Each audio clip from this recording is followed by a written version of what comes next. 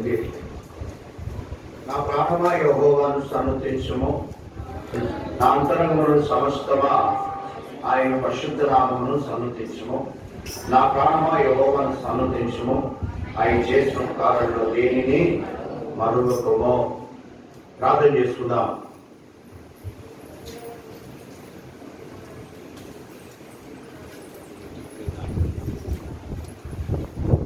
ప్రేమ కలిగిన పరలోక తండ్రి, పరిశుద్ధ దేవ స్తోత్రాలయ్యా. మీ ప్రియ కుమారుడు మా ప్రభువైన యేసుక్రీస్తు వారి నామమును బట్టి స్తోత్రాలు. దేవా, ఈ యొక్క ఉదయకాల సమయంలో మీ పాదాల చెంత చేరి ఉన్న ప్రభు స్తోత్రాలు. పాడుకునే పాటల ద్వారా మీ నామాన్ని మైండ్ తెచ్చుకున్నారు. వాక్యంతో మీరు మాట్లాడండి. ఎవరిని ఆవరించుకున్నారు. సంతోష హృదయం, సిద్ధమైన మనసు కలిగి ఉంది. మిమ్మల్ని ఆత్మను సత్యంతో ఆరాధించడానికి మమ్మల్ని సిద్ధపరచుమని, ఇంకా మీ ఏర్పాటు వారి పురుకొల్పి త్వరపెట్టి తీసుకురామని కోరుకుంటూ యేసుక్రీస్తు వారి శ్రేష్టమైన నామం బట్టి ప్రార్థించి పెట్టుకుంటున్నాము తండ్రి. Praise the Lord. ఈ ఉదయకాల సమయంలో మరి కీర్తన 103వ అధ్యాయాన్ని మనం మనం చూస్తూ ఉంటున్నాం. మరి మధ్యలో ఎన్ని చూస్తే మనకు టైం తక్కువ ఉంది కనుక ఎక్కువ టైం ఇవాళ ఒక మాట మీద మనం చూస్తున్నాం. దైవభక్తి అనే మాటను చూపిస్తూ సత్క్రియలు చేసేవారే దైవభక్తి కలిగిన వారిని, వారే దోరక అర్థం లేడి ఉన్నతమైన స్థలాలకు ఎక్కగలుగుతుందని, ఉన్నతమైన స్థలాల్లో ఎక్కాలి అంటే నువ్వు నేను కూడా మరి ఏ లక్షణాలు కలిగి ఉండాలి అంటే మనం 5 లక్షణాలు చెప్తున్నాను. మళ్ళీ ఎన్ని కూడా చెప్తే టైం అవుతుంది కనుక ప్రత్యేకత, ఆ ప్రత్యేకత గురించి కూడా చూస్తూ మరి ఎట్లా ఉంటారు. తృప్తి అనే పదం నేను చెప్తున్నాను. తృప్తి. ఇర్మియా గ్రంథం 31వ అధ్యాయం 14వ వచనం. ఇర్మియా గ్రంథము 31వ అధ్యాయము 14వ వచనం. త్వరగా చదవాలి. ఇర్మియా గ్రంథం 31వ అధ్యాయము.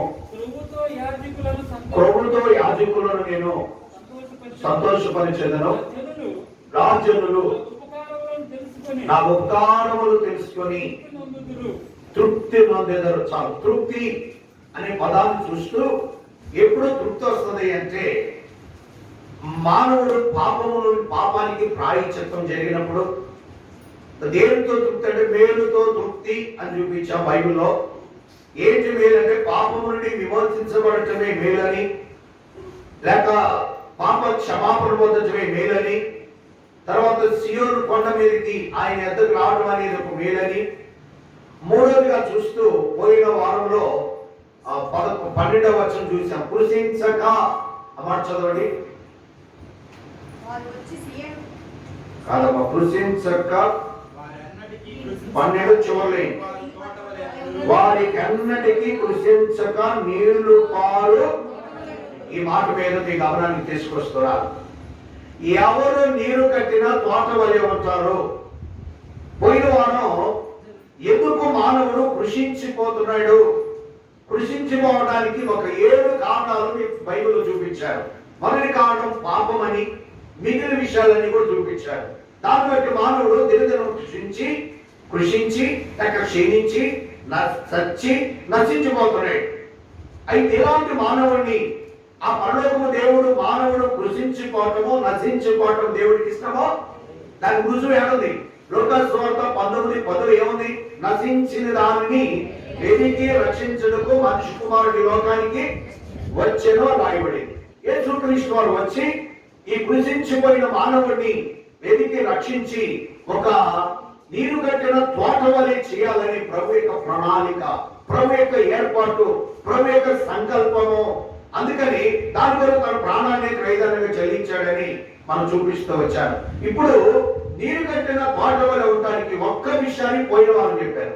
దాన్ని కంటిన్యూషన్ చేస్తారు. ఇప్పుడు 5 విషయాలు త్వరగా రిఫరెన్స్ నోట్ చేసుకోండి. క్రైస్తవుడు నీరు కట్టిన తోట వలె ఉండాలి. ఇది ప్రభు యొక్క ప్రణాళిక, ప్రభు యొక్క ఇష్టం, ప్రభు యొక్క సంకల్పం. మరి నీరు కట్టిన తోట వలె ఉండాలంటే మొట్టమొదటి పాయింట్ కీర్తన 6వ అధ్యాయం 2వ వచనం ఒకసారి మరలా చదవండి. త్వరగా చదవాలి. యెహోవా ఈ పిల్లలందరూ లైన్లో రండి.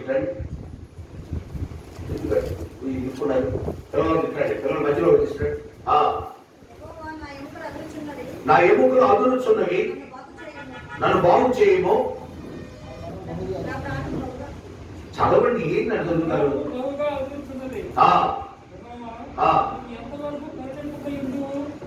మళ్ళీ చదవండి. అది నేను కృషించి ఉన్నాను. అది దేవా, నేను కృషించి ఉన్నాను, నన్ను కరుణించుము, నన్ను బాగు చేయము, నీ సహాయములకు అనుగ్రహించుము. అంటే ఏంటి? దీంట్లో ఏం కనబడుతుంది? ప్రార్థన. ఏం కనబడుతుంది? ప్రార్థన. కాబట్టి ఉదయకాల సమయంలో ఏ క్రైస్తవుడైతే ప్రార్థన చేస్తాడో, దేవా నేను కృషించిపోయానయ్యా, అయ్యా నేను దినదినము నేను కృషించిపోయి నశించి నరకానికి పోవలసిన స్థితిలో ఉన్నాను. దేవా నువ్వు నన్ను కరుణించవా, దేవా నన్ను కృషించిన నన్ను కరుణించి లేవనెత్తి నీరు కట్టిన తోట వలె నన్ను ఉంచునుగాక అని నువ్వు ఎప్పుడైతే ప్రార్థన చేస్తావో, నువ్వు నీరు కట్టిన తోట వలె ఉంటావు. నువ్వు ఉంటావు, నీ కుటుంబం ఉంటుంది. ఏ సంఘమైతే ప్రార్థన జీవితం కలిగి ఉంటుందో ఆ సంఘం నీరు కట్టిన తోట వలె ఉంటుంది. ఏ కుటుంబం అయితే ప్రార్థన జీవితం కలిగి ఉంటుందో ఆ కుటుంబం నీరు కట్టిన తోట వలె ఉంటుంది. ఏ వ్యక్తి అయితే వ్యక్తిగతమైన ప్రార్థన జీవితం కలిగి ఉంటాడో ఆ వ్యక్తి నీరు కట్టిన తోట వలె ఉంటాడు. నీరు కట్టిన తోట ఎట్టుండదు? పచ్చగా చూడటానికి ఎట్టుండదు. కొన్నిసార్లు చూడండి, మిరపకాడ కానీ పత్తి కానీ వేసిన వారు మరి వర్షాలు లేకపోతే నీళ్లు రాకపోతే పొయ్యి పొలం పోయి ఇంటికి వచ్చేటప్పుడు దిగాలు వస్తారు. ఏం అంటున్నావు అని ఏమంటారు?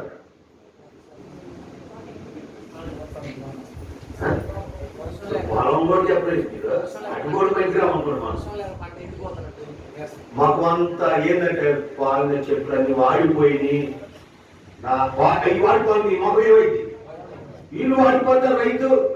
ఎందుకంటే అయ్యో ఎంతో కష్టపడి వేసానే, ఏది వాడిపోయింది, ఉదయమే వాడిపోయిందండి, సాయంత్రం ఎంతో భయంకరంగా ఉంటుంది అనుకుంటాడు. కాబట్టి ఒకవేళ పచ్చగా ఉందనుకోండి, రైతు మొక్క ఎట్లుంటది? సంతోషంగా ఉంటుంది. అదే విధంగా ఆత్మ సంబంధంగా నేను కూడా నీరు కట్టిన తోటలు పచ్చగా ఉంటే పరలోక ముందు దేవుడు కూడా ఏమవుతాడు? చూసి సంతోషిస్తాడు. నీ కుటుంబాన్ని, నిన్ను, సంఘాన్ని నీరు కట్టిన తోట వల్లే ఉండాలి. అంటే వేయాలి, ప్రార్థన జీవితం కలిగి ఉండాలి. ఎవరైతే ఎంత ప్రార్థన జీవితం కలుగుతారో వారు నీరు కట్టిన తోట వల్లే ఉంటారు. ఇది మొదటి పాయింట్ అని చెప్పి వివరించలేదు. ఇప్పుడు రెండో విషయం తీసుకొస్తాను. రెండు పరిశుద్ధ గ్రంథం బైబిల్లో నుంచి రెండవ మాట, ఇర్మియా గ్రంథం 31వ అధ్యాయం 24. కొన్నిసార్లు తెలియక సంఘ ప్రార్థన ఏముంది, ఉపాధి ప్రార్థన ఏముంది అనుకుంటారు, ఆన్లైన్ ప్రార్థన ఏముంది అనుకుంటారు. అలసి ఉన్న వారి ఆశను తృప్తిపరచదును, కృషించిన వారందరినీ. అది ఇప్పుడు కృషించిన వారిని ఏం చేయాలి? నింపాల. చెట్టు కృషించిపోతుంది, ఏం నింపాలి? నీరు నింపాలి. తర్వాత దానికి ఎరువు నింపాలి. అప్పుడు ఆ చెట్టు మళ్ళా ఏమవుతుంది? మళ్ళీ ఇగురు పచ్చగా నిగనిగలాడుతూ ఉంటుంది అనమాట. అయితే ఉదయకాల సమయంలో నీ కుటుంబము నీవు పచ్చగా నీరు కట్టిన తోట వలె ఉండాలి అంటే ఏదో నింపాలి. దాని కీర్తన గ్రంథం 107వ అధ్యాయం 9. 107వ అధ్యాయం 9. ఏదైనా ఆశగల ప్రాణమును తృప్తిపరిచినాడు. నీకు కూడా ఆశ ఉండాలి. మందిరానికి వచ్చిన కాంచి ఏం ఆశ ఉండాలి? ఇంటికి ఎప్పుడు పోదామని, ఎప్పుడు వదిలిపెడతానని కాదు. అయ్యో నేను వాక్యం వినాలి, నేను ఇదిలో వాక్యం నేను తినాలి. నీవు ఆకలితో ఆశతో నువ్వు తృష్ణతో నువ్వు ఎప్పుడైతే దేవుడి సన్నిధికి వస్తావో నీ ఆశను దేవుడు ఏం చేస్తాడు? నింపుతాడు. నీ ఆశ తీరుస్తాడు. మేలుతో నిన్ను నింపుతాడు, నేను తృప్తిపరుస్తాడు. నువ్వు వచ్చి ఆశతో నువ్వు రాకపోతే నీ ఆశ గల ప్రాణాన్ని దేవుడు తృప్తిపరచలే. దేంతో నింపుతాడు? ఆకలి వారిని వాక్యమనే ఆహారం చేత, వాక్యమనే జీవాహారం చేత నేనేం చేస్తాడు? నింపుతాడు. శరీరానికి ఆకలి అయితే ఏం కావాలి? ఆహారం. ఆత్మ సంబంధమైన ఆకలి కలిగిన వారికి ఏం కావాలి రమేష్? వాక్యం అనే ఆహారం. శరీరానికి ఆహారం లేకపోయినా పర్వాలేదు, కానీ ఆత్మ సంబంధమైన ఆహారం లేకపోతే మనిషి ఆత్మీయంగా క్షీణించిపోతాడు. కానీ ఈ దినాల్లో పరిస్థితి అంటే మనకు వాక్యం లేకపోయినా పర్వాలేదు, ఏముంటే మంచిది, తింటుంటే చాలు. తినకుండా నేను చర్చికి రానండి, తినకుండా నా అవసరమైతే నేను మందిరానికి రాను. కాబట్టి అంటే ఆత్మ సంబంధమైన అనుభవం లేదు. శరీరం బాగుండాలి, ఆత్మ మాత్రం క్షీణించిపోవాలి. ఇప్పుడు నీవు వెళ్ళిన తోట వలె ఉండాలంటే దేవుడు దేవుడు నింపుతాడంట మేలుతో. వాక్యమనే మేలు, దేవుని మాటలనే మేలు, ఆయన మాటలే మనకు మేలు. ఏడుందండి ఆ మాట? ఆయన మాటలు మేలు ఏడుంది? ఏముంది? 11వ అధ్యాయంలో ఆయన మనతో మాట్లాడుట మేలు. మేలు 11:5 అనుకుంటా కదా.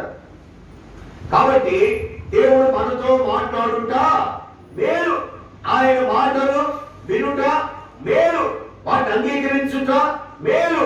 కాబట్టి దేవుని యొక్క వాక్యం కంటే మేలుకరమైంది లోకంలో ఏది లేదు లేదు. అది ఎరిగినప్పుడే నువ్వు ఆశతో వాక్యం వినడానికి నువ్వు సిద్ధంగా ఉంటావు. అప్పుడు దేవుడు నిన్ను మేలుతో నీ హృదయాన్ని నింపుతాడు. ఇంకా ఏం నింపుతాడు? రండి పరిశుద్ధ గ్రంథం అపోస్తలుల కార్యం 14:17. ఇక్కడ నేను పాయింట్ మీకు కంటిన్యూషన్ చేస్తాను. అపోస్తలుల కార్యములు 14వ అధ్యాయం 17వ వచనం.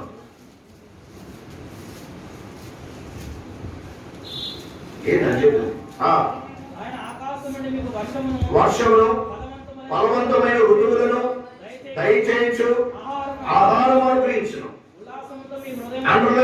ఉల్లాసముతో మీ హృదయములను నింపుచో.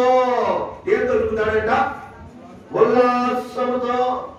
ఎప్పుడైతే మేలుతో నీ హృదయం తృప్తిపరచబడిందో, నింపబడిందో, ఆటోమేటిక్ నీ హృదయం ఏమవుతుంది?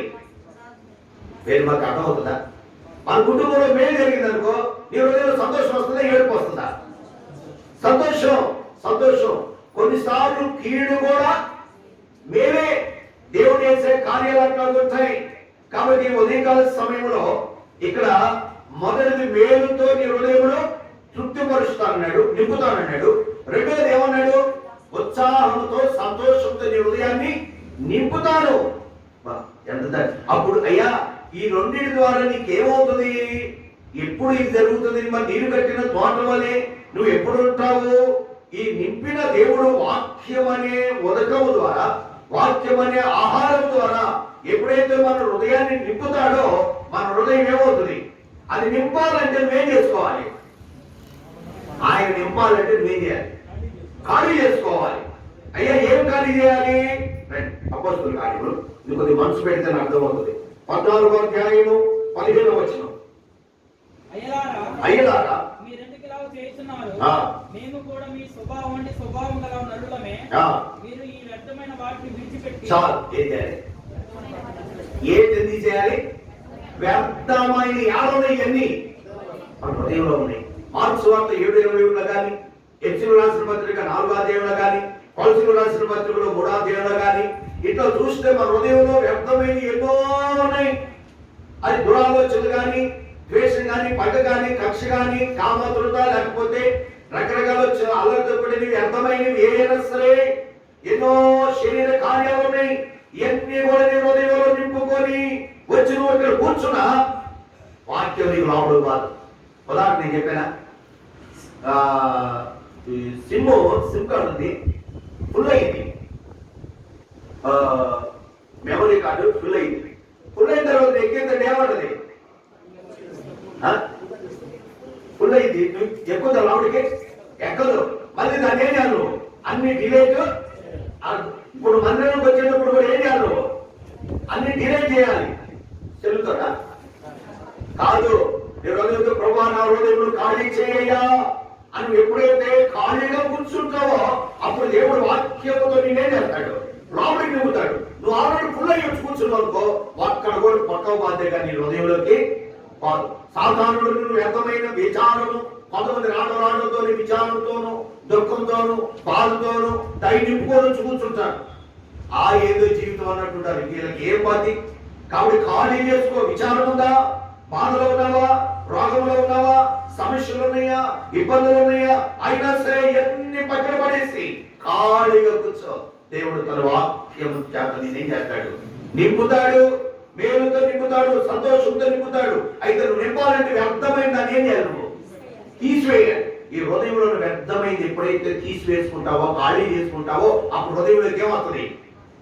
వాక్యం అనేది లోపల నింపబడుతుంది. అయ్యా వ్యర్థమైన విడిచిపెట్టిన తర్వాత ఇంకో పాయింట్ చూడండి. అక్కడే అపోస్తలుల కార్యములు 14వ అధ్యాయం 15వ వచనం చివరి,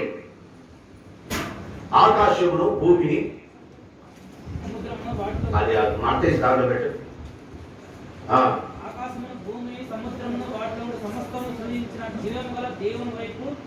అది ఇప్పుడు చెప్పండి, ఏ కావాలి?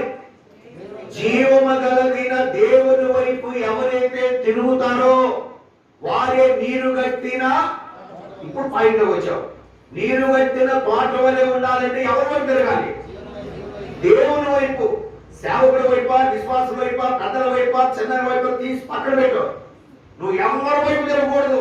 తిరగడం అనేది ఆయన వైపు తిరిగి ఎట్లా తిరగాలి? నీ పూర్ణ హృదయంతో, నీ పూర్ణ ఆత్మతో, నీ పూర్ణ మనసుతో. క్యాలెండర్ వాక్యం తెలుసా? క్యాలెండర్ పైన హెడ్లైన్ ఏముంది క్యాలెండర్ లో? నీ పూర్ణ హృదయం, నీ పూర్ణ మనసు, నీ పూర్ణ ఆత్మ. కాబట్టి అట్లా పూర్ణంగా నువ్వు దేవుడి వైపు తిరుగు. స్వగం కాదు, పూర్తి కాదు, పూర్తిగా దేవుడి వైపు తిరిగితే అప్పుడు నీ జీవితంలో నీరు కట్టిన తోట వలె ఉంటావు. అయ్యా తిరగాలంటే అర్థమైన దాన్ని విడిచిపెట్టాలి. విడిచిపెట్టకుండా దేవుడి వైపు నువ్వు తిరగలేవు. ఒక ఆయన ఐదుగా యవనస్తుడు దేవుడి వైపు తిరగలేకపోయాడు. కారణం ఏంటంటే విడిచిపెట్టాల్సిన దాన్ని విడిచిపెట్టలేకపోయాడు. బైబిల్లో కొంతమంది వ్యక్తులు వచ్చారు కానీ యేసయ్య దగ్గరికి ఆయన్ని పూర్తిగా ఆయన వైపు తిరగలేదు. కాబట్టి మధ్యలో ఏమయ్యారు? ఎప్పుడైనా సరే మందిరానికి వచ్చేవారు నువ్వు పూర్ణ హృదయంతో పూర్ణంగా పూర్తిగా దేవుడు వైపు తిరిగితే ఎన్ని కష్టాలు వచ్చినా, ఎన్ని బాధలు వచ్చినా, ఎన్ని శ్రమలు వచ్చినా నువ్వు మళ్ళీ వెనక్కి తిరగవు. నువ్వు తిరుగుతున్నావు అంటే నువ్వు ఆరంభమే నీ పునాది సరిగా లేదని. కాబట్టి ఉదయకాల సమయంలో నువ్వు దేవుని వైపు తిరుగు. నువ్వు దేవుని వైపు ఎప్పుడైతే చూస్తా ఉంటావో ఆయన నిన్ను నీరు కట్టినా తోట వలె ఉంచుతాడు. ఎట్లయ్యా అంటే నువ్వు ఎప్పుడైతే ఆయన వైపు తిరగాలంటే అర్థమైంది తీసివేయాలి. తీసివేసుకున్నప్పుడు ఆయన నింపి ఆయన వైపు తిరిగావు కాబట్టి ఆయన నింపుతాడు నీకు. ఆయన వైపు తిరిగావు కాబట్టి ఆయన ఏం చేస్తాడు? నిన్ను అర్థమైంది. ఇప్పుడు వ్యర్థమైన విడిచిపెట్టి, చెడును విడిచిపెట్టి, పాపమును విడిచిపెట్టి నువ్వు దేవుడి వైపు తిరిగితే ఆ దేవుడు నిన్ను మేలుతోనూ ఉల్లాసంతోనూ నింపి నీరు కట్టిన తోట వలె చేస్తాడు. ఇది రెండో పాయింట్. మూడోది చూస్తాం. రండి పరిశుద్ధ గ్రంథం 2వ కొరింథీయులకు రాసిన పత్రిక 4వ అధ్యాయం 2వ కొరింథీ 4:16 9 చదవాలి. మేము అధైర్యపడము, మా బాహ్య పురుషుడు కృషించుచున్నను, ఆంతర్య పురుషుడు దినదినము. అమ్మా ఇప్పుడు చెప్పండి, ఎవరు నీరు కట్టిన తోట వలె ఉంటారు? ఆంతరంగ పురుషుడు ఎట్లుండాలా? నూతన పరచబడాలి. అమ్మ ఎప్పుడు నూతన పరచబడతావు? ఎప్పుడు నూతన పరచబడతావు? ఏది మొక్కలు ఎప్పుడు నూతన పరచబడతావు? అసలు నూతన పరచబడ్డారా? అదే చెప్పారు. నూతనం కాలేదు మీరు ఇంకా. ఎప్పుడయ్యారు? ఎప్పుడవుతారు?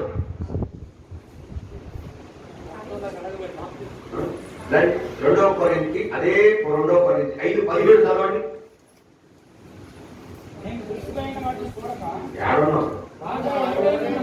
క్రీస్తునందున్న ఎడల వాడు నూతన సృష్టి, పాతవి గతించును, ఇదిగో క్రొత్తవాయును. ఇప్పుడు చెప్పండి, ఇప్పుడు చెప్పండి, నాకు చూడండి. ఎప్పుడు నూతన పరచబడతాం?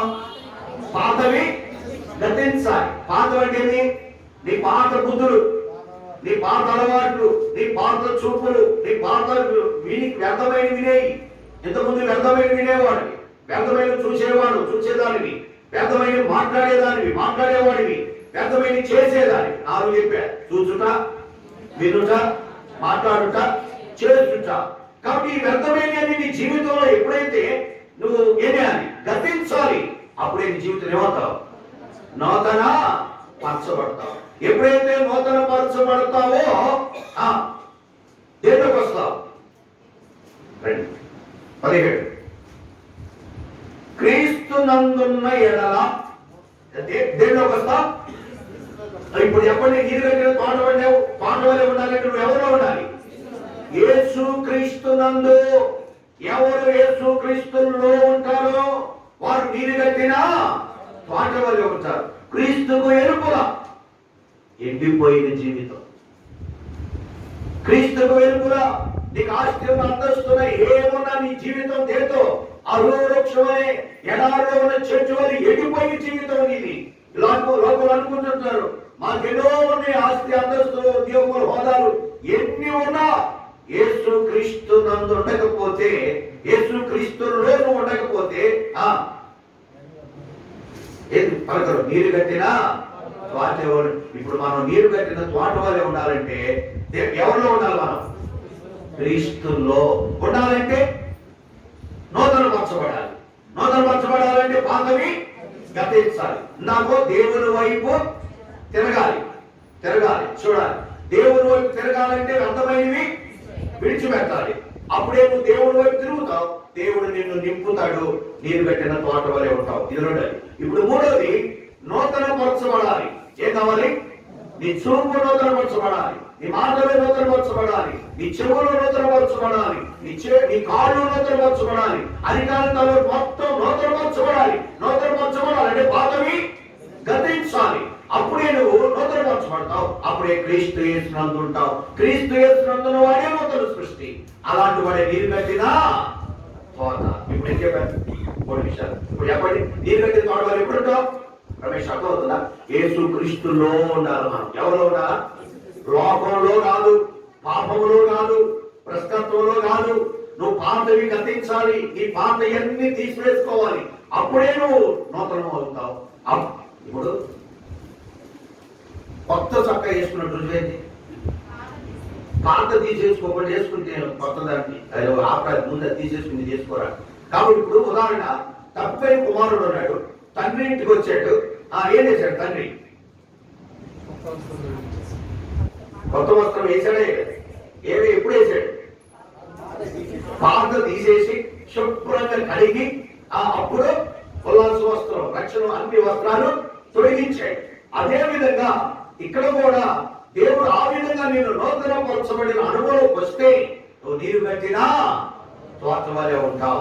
ఇది ఎన్నది? 4 చూద్దాం. రండి, పరిశుద్ధ గ్రంథం బైబిల్లో నుంచి 4వ మాట. ఇర్మియా గ్రంథం త్వరగా రావాలి. 17వ అధ్యాయం 8వ వచనం. ఇర్మియా గ్రంథం 17వ అధ్యాయం 8వ వచనం. వాడు జలముల యొక్క నాటబడిన చెట్టు వలె ఉండును, కాలువల వేడుతలను వెచ్చగలిగను, అవి భయపడదు, దాని ఆకు పచ్చగా ఉండును, వర్షం లేని సంవత్సరం చెట్టునందరూ. ఏది? నీరు కట్టిన తోట ఎట్లుంటది? పచ్చగా ఉంటది. ఆకు మానలు, చింత నొందలు, కాపు మాందు. ఇప్పుడు చెప్పండి, ఎప్పుడు ఉంటారు నీరు కట్టిన తోట వలె? డైరెక్ట్ ఒక్క మాటతో చెప్పడానికి కష్టంలో ఇవాళ పదాలు మీకు. ఒక్క మాటతో చెప్పడానికి ఇది దీనిలో కూడా అంతరార్థం ఉంది. నీరు కట్టిన తోట వలె నువ్వు ఉండాలి అంటే ఇప్పుడు 3 విషయాలు చెప్పాను. 1, ప్రార్థన చేస్తే నీరు కట్టిన తోట వలె ఉంటావు. 2, నువ్వు దేవుని వైపు తిరిగితే నీరు కట్టిన తోట వలె ఉంటావు. ఈ కామెంట్ గుర్తుపెట్టుకుని పాయింట్స్ సింపుల్ గా.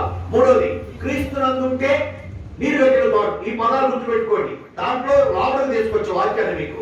కానీ చిన్న పదాలు గుర్తుపెట్టుకోవడానికి ఏం చెప్పాలంటే, అమ్మా నీరు కట్టిన తోటలు ఎప్పుడు ఉంటావు? ప్రార్థన జీవితం. నీరు కట్టిన తోటలు ఎప్పుడు ఉంటావు? దేవుని వైపు తిరిగితే. నీరు కట్టిన తోటలు ఎప్పుడు ఉంటావు? క్రీస్తు నందు ఉంటే. అట్లా 3. ఇప్పుడు 4వది అమ్మా మీ వాళ్ళు కాదు, నేను చెబుతాను. 7వ వచనం. యెహోవాను నమ్ముకున్నవాడు ధన్యుడు, యెహోవానికి ఆశ్రయముడును. అది జలముల యొద్ద నాటబడుట కాదు. అట్లా నాటబడితే కదా పచ్చబడేది. నీరు కట్టిన తోట వలె. ఆ నాటబడాలంటే నువ్వేం చేయాలి? వాడికి యెహోవానికి ఎట్లుండాలి? ఆశ్రయం ఉండాలి. ఏ వ్యక్తికి దేవుడు ఆశ్రయం ఉంటాడో ఆ వ్యక్తి నీరు కట్టినా కష్టాలు ఉన్నాయి. వారికి చాలా కష్టాలు ఉన్నాయిగా, శ్రమలు ఉన్నాయి కదా, రోగాలు ఉన్నాయి కదా, అయినా నీరు కట్టిన తోటలో ఉన్నారేంటి? వాళ్ళకి ఎవరున్నారు?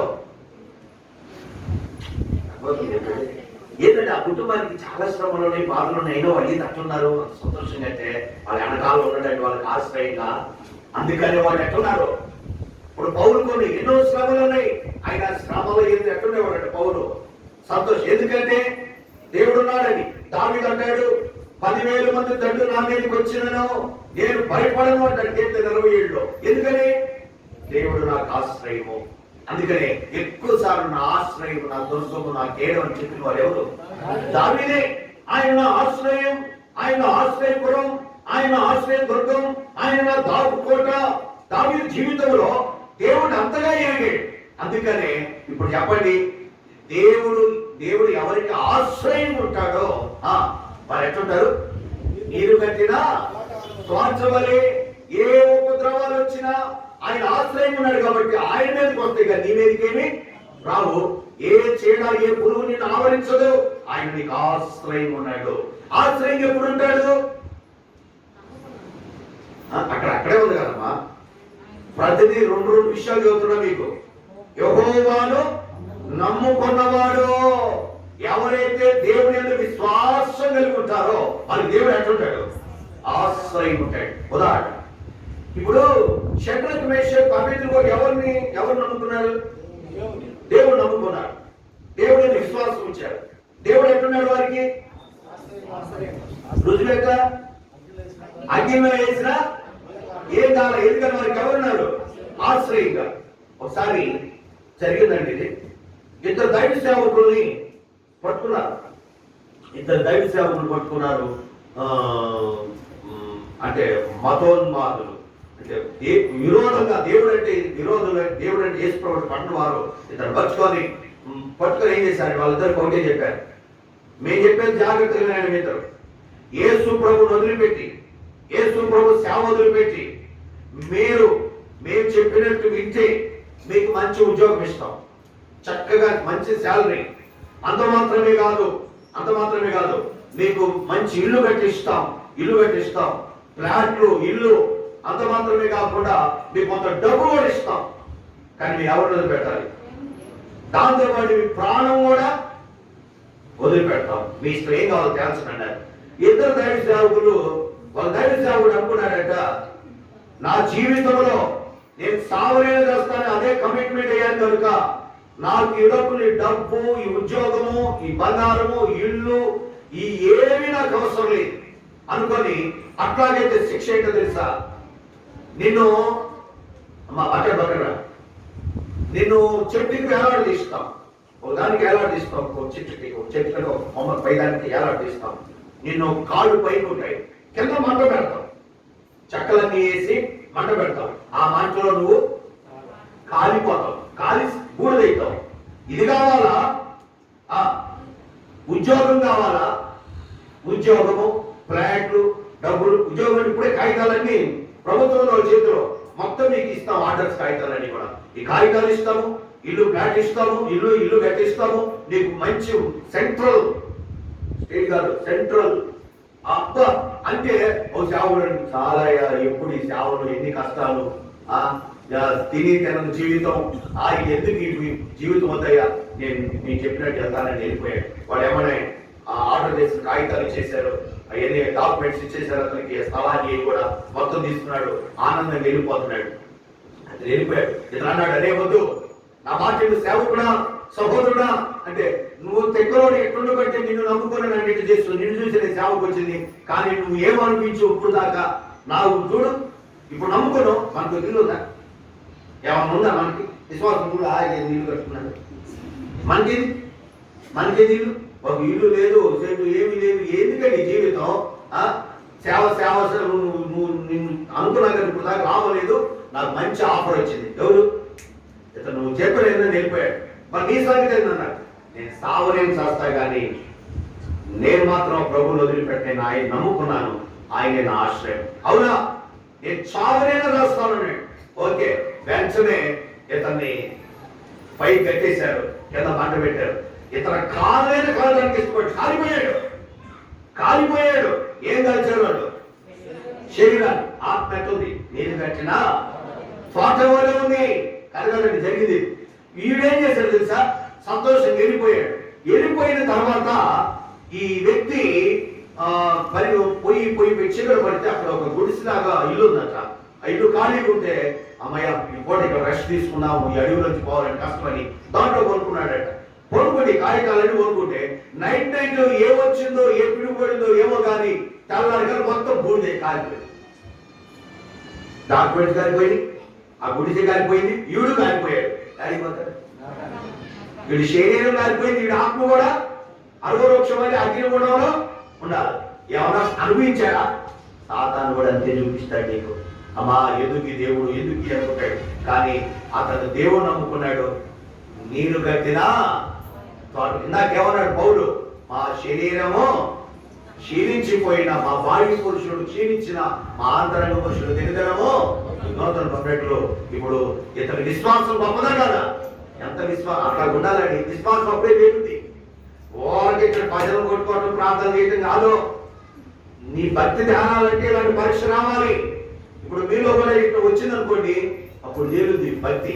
సరే, ఇప్పుడు దేవుని యందు ఎవరైతే విశ్వాసం ఉంచుతారో వారు నీరు కట్టిన తోట వారు. ఎందుకంటే దేవుడు వారికి ఆశ్రయంగా ఉంటాడు. ఇప్పుడు ఏదో చెప్పాను, 4 లాస్ట్ చెప్పి ముగిస్తాను.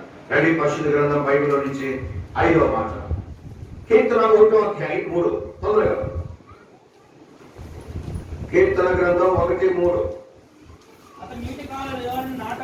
అతడు నీటి కాలువలో యోరను నాటబడినదై ఆకువాడక తన కాలమును ఫలమించు చెట్టు వలె. మన అంశం ఏది? నీరు కట్టిన తోట వలె. ఎప్పుడుంటావు? మళ్ళీ నాటమని చెబుతున్నారా? అది ఆప్తాడు, నీటిగా ఆప్తాడు అనగా ఎవరు? 2వ వచనం, యెహోవా ధర్మశాస్త్రమునందు ఆనందించు దివారాత్రము దానిని ధ్యానించువాడు. ఏంటి ధ్యానించాలి? వాక్యాన్ని. ఇవాళ విన్నావా? బైబిల్ చదువుతున్నావా? విన్నావా? ఈ దేవుడు మాత్రం ఏం చేయాలి? నువ్వు ఈ ధ్యానించవు. వ్యర్థమైన చెడును ధ్యానిస్తూ ఉంటావు. మరి ఈ ధ్యానించాలంటే నువ్వేం చేయాలి? పద్దానికి ఒక షరతు చెప్పాను నేను. ఏం చేశారు? ఇక్కడ నువ్వే ఇక్కడ చెప్పు. 1వ వచనంలో ఏముంది? దుష్టుల ఆలోచన చొప్పున నడవక, పాపుల మార్గంలో నిలవక, అపవాసులు కూర్చున్న చోట కూర్చోకూడదు. కానీ మన పని ఏంటి? లెగితే ఖాళీ దొరికితే మధ్యలో ప్రార్థన చేయడు, లేకపోతే ఇంట్లోకి వచ్చానో ప్రార్థన చేయడు, లేకపోతే పోయి యాడ్ కూర్చుంటావు. అడివేట ఉందనుకోండి, ఉదాహరణ మనోళ్ళు ఎవరు అడివేట మీద కూర్చుంటే ఎవరు కూర్చుంటాడు? వచ్చింది ఏమిటి? మాటగా కూర్చుంటారా? విశ్వాసం కూర్చుంటారా? పారంభావం కూర్చుంటారు. కాబట్టి ఈ కూర్చొని ఏ ముచ్చలు పెట్టుకుంటారు? పని వాళ్ళు ముచ్చలు పెట్టుకుంటారు. దీనివల్ల నువ్వు ధ్యానిస్తావా? ఏ ధ్యానిస్తావు? వాళ్ళు చెప్పినే ధ్యానిస్తావు. అందుకని దుష్టుల ఆలోచన చొప్పున నడవకూడదు, పాపుల మార్గంలో నిలవకూడదు. ఎప్పుడు కూడా క్రైస్తవుడు దేవుని బిడ్డలతో సమాసం అయితే దేవుడి మాటలు చెబుతారు. నువ్వు పొద్దుకు అన్ని జనులతో జోడుగా ఉండకూడటం అంటే ఏందనుకున్నావు? అదే మాట్లాడవచ్చు. కానీ పొద్దుగూరు వాళ్ళ తిరగటం, వాళ్ళ కూర్చొని పెట్టుకోవడం, వాళ్ళ దగ్గర కూర్చుంటే వాళ్ళ బుద్ధిలేని కబుద్ది, వాళ్ళేని అలవాటు అయింది. నేను చెప్పిన అర్థమైందా? ఇప్పుడు యాన్ని చూస్తున్నాడు వాళ్ళ చెడు మాటే నీకు కూడా అలవాటు పడిపోతావు. 10 మాటలకి ఒక మాట నీకు వస్తుంది. అందుకనే నువ్వు దుష్టుల ఆలోచన చొప్పున నడవకూడదు, పాపుల మార్గంలో నిలవకూడదు, అపవాసులు కూర్చున్న చోట కూర్చోకూడదు. మరి ఏం చేయాలి? యెహోవా ధర్మశాస్త్రములో దేవుడి వాక్యాన్ని ఏం చేయాలి? చదవాలి, వినాలి, దానిని ఏం చేయాలి? ధ్యానించాలి. అప్పుడు నువ్వు నీరు కట్టినా పాట వలె ఉంటావు. 5 విషయాలు అర్థమయ్యా? షార్ట్ లో చెప్తాం. పాయింట్ నెంబర్ 1, ప్రార్థనా జీవితం ఉంటే నీరు కట్టిన పాట వలె ఉంటావు. నువ్వు నీ కుటుంబం సంఘం. 2, దేవుని వైపు తిరుగు, దేవుని వైపు చూడు. ఏ పరిస్థితుల్లో నీరు కట్టిన తోట వలె ఉంచుతాడు. 3, క్రీస్తునందుండు, క్రీస్తులో ఉండు. నువ్వు క్రీస్తు వెలుపల ఉన్నవాడు, క్రీస్తులో ఉండు, నీరు కట్టిన తోట వలె ఉంటావు. 4, దేవుని యందు విశ్వాసం కలిగి ఉండు. దేవుణ్ణి నమ్ము, పూర్తిగా నమ్ము, ఆయన నీకు ఆశ్రయం ఉంటాడు. నీరు కట్టినా తోట వల్ల ఉంటాడు ఉంటావు. 5, దేవుని వాక్యాన్ని ఏం చేయాలి? ఖాళీ దొరికి అయ్యా మనం చదువులేదు కదా, విన్నదాకా ధ్యానించు. విన్నదాన్ని ఇవాళ ఇంటికి పోయావు, అయ్యా నీరు కట్టిన తోట ఉండాలంటే 5 విషయాలు చెప్పారే, ఏం గుర్తులేవా? ప్రార్థనా జీవితంలో ఒకటి గుర్తుండదా? అయ్యో మరి నీ వాక్యాన్ని ధ్యానించాలంటే ధ్యానించడం అంటే ఏంది? నెమరు వేయటం. కాబట్టి అయ్యో నీ వాక్యాన్ని నేను ఎప్పుడూ నెమరు వేయట్లేదు, ధ్యానించట్లేదు ప్రభువా అని ఒక్కసారి జ్ఞాపకం చేసుకుంటే దేవుడు నీకు సాయం చేస్తాడు. దేవుడిని విశ్వాసం కలిగి ఉండు. ఈ దేవుడు వైపు చూడు, మనుషుల వైపు చూడబాకు. కులం వైపు, మతం వైపు, వాళ్ళ వైపు, వీళ్ళ వైపు చూడకుండా నువ్వు ఎప్పుడైతే 5 లక్షలు కలిగి ఉంటావో నీరు కట్టినా తోట వల్లే వచ్చాడు. మోకరించండి, ప్రభువుని మనం ఆరాధన చేసుకుందాం.